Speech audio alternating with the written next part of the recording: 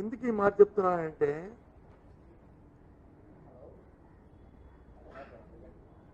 ఇప్పుడు కూడా రాష్ట్ర చరిత్రలో లేని విధంగా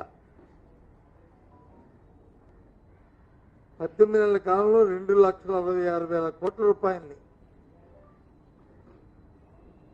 ఈ ప్రభుత్వం వివిధ రూపాల్లో వివిధ రకాలుగా అప్పులు తీసుకొచ్చింది.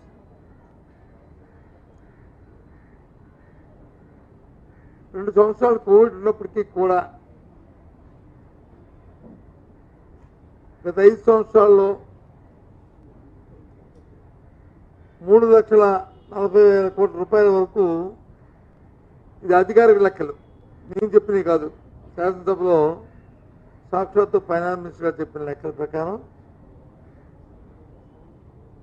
అప్పుడున్న మా ప్రభుత్వం అప్పు చేయడం జరిగింది అవసరాల నిమిత్తం.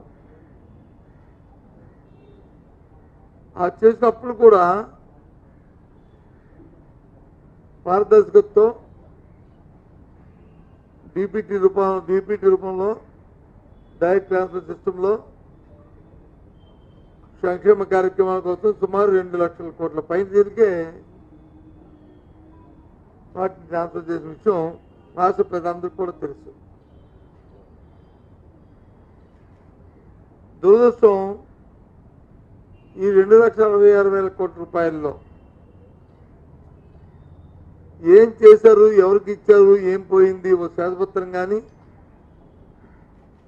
లేదు ఏ విధంగా ఇది ఖర్చు పెట్టారు అని చెప్పమంటే దానికి ఎక్కడా కూడా ప్రభుత్వంలో ఉన్న పెద్దలు కానీ అధికారులు కానీ ఎవరు కూడా నోరు మీద పెట్టలే.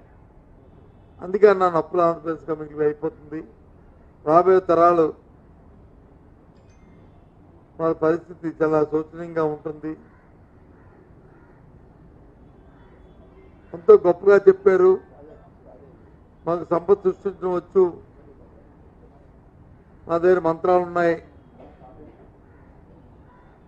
మేము చెత్త నుండి కూడా సంపద సృష్టిస్తామనే పెద్ద పెద్ద మాటలు చెప్పారు.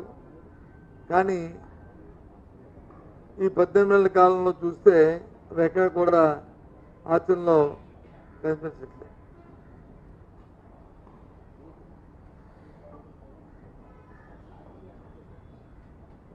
గ్లోబల్ ప్రచారంలోకి వచ్చి ఊరికినే మాయమాట చెప్పి ఒక ఆర్గనైజ్డ్గా 10 లక్షల కోట్లు, 12 లక్షల కోట్లు, 14 లక్షల కోట్లని